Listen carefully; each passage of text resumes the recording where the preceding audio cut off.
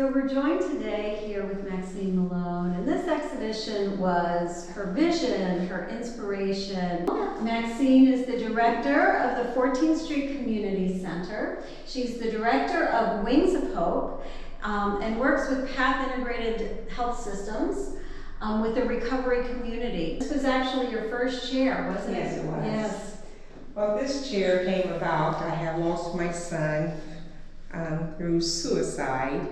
And the inspiration of this chair came through him in a vision. I asked him why he took his life.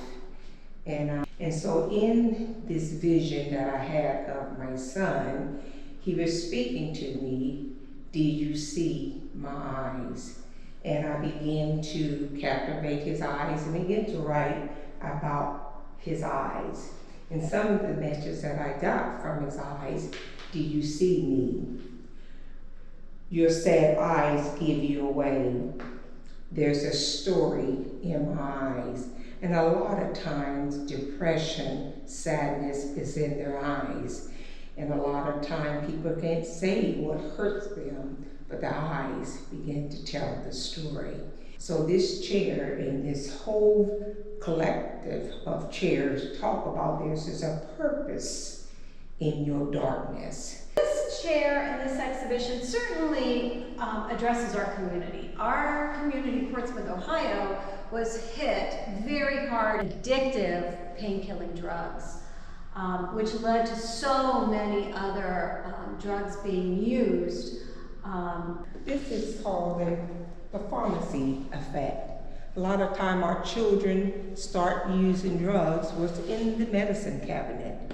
A lot of time we don't even realize this Tylenol, cold medicine, whatever's in the medicine cabinet, and then they get addicted. Then we see the drugs and the crack and the marijuana and the alcohol problem that we are facing here in Scioto County, and then we teaching our children that you know, hey, there's hope, you know, you don't need this, you know, and marijuana is the gateway drug, and a lot of our children don't believe that. Life really is a maze, and sometimes you're not really sure which way to go, what you're going to find, what path to take. You come to forks in the road. And a lot of time there are roadblocks, but there's always a way out. And this chair would teach you, especially when one of the young persons sat in this chair and they said, "Well, how do you get out?" I said, "Well, won't you study the chair?" And of course, there's traps, there's roadblocks. But if you study life, you will find a way out. All right, Maxine, this is really such a compelling chair. This is representing my African village. I work there in the 14th Street Community Center, and then this represents my family.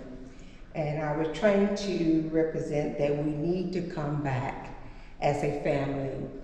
We are so lax in embracing our African heritage. And you see here, there's a vision that I have with this chair. This is the father, and this is the mother, and this is this child, the two child. And the father got one arm and the mother got the other arm, and they are embracing their child. A family that prays together, stays together. And what I see in my community, we are lacking the structure of the family. The use of the African fabrics, the patterning, Kuba patterning throughout, the puka shells that were actually a currency in Africa long ago. And you've got so many colors incorporated into this. Talk about this. This one is a chair that is close to my heart also. It's Color Your World. And this is a display that I want the children to see that they can take any color and to color their world. It can be as bright as they want it to be. Live in the brightness of your world. And so this is simple as it is. Color your world and enjoy it. I think too that it refers to the process. you know, art is a process. Art is a process of picking up the paint, picking out the paint, picking it up with your brush, and then application. And it really is a metaphor for life. Bringing your life to fruition is much like bringing a painting into the world. Yes. To get behind the 8 ball, you have to position yourself. You have to aim yourself for success. And what this chair represents, is if you're someone who likes to play pool, you have to know how not to hit that 8 ball in. So you have to aim and position yourself for life, success. If you don't aim and position yourself for success, you will not be successful. And again, this goes back to a lot of your hands-on work in the community at the 14th Street Community Center. You're also giving them, I guess we could flow right in here, you're really showing them that the sky's the limit. That really, it just takes a matter of positioning yourself to reach the sky. To really set your sights high and reach for the sky.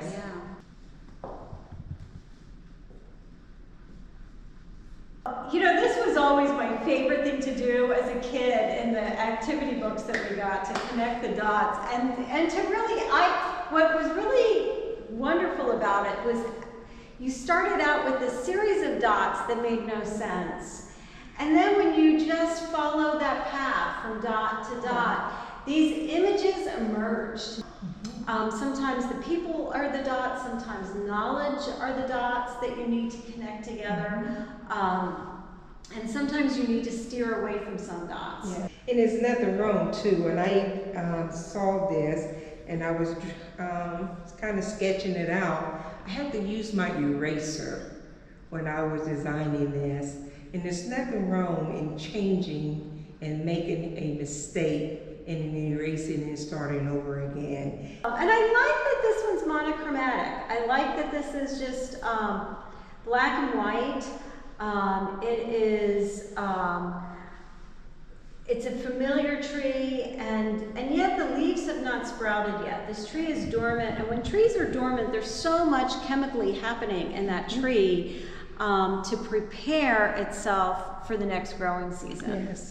You don't see any fruit on this tree, but it's going to happen. So you have to choose what tree or what fruit you want on this tree. And so I left this tree bare for your mind can rumble around and say, this is my apple tree, and I'm going to have good fruit on this tree. And so this is called the tree of life. I have this wonderful saying that is over my desk, that sometimes that everything happens for a purpose, and sometimes the purpose is that we're stupid and we make dumb decisions. And so at that point we do have to get the eraser out. And part of getting that eraser out is admitting to ourselves that we have made a mistake. I like the hope of this one. I like that redirection that this is pointing us in.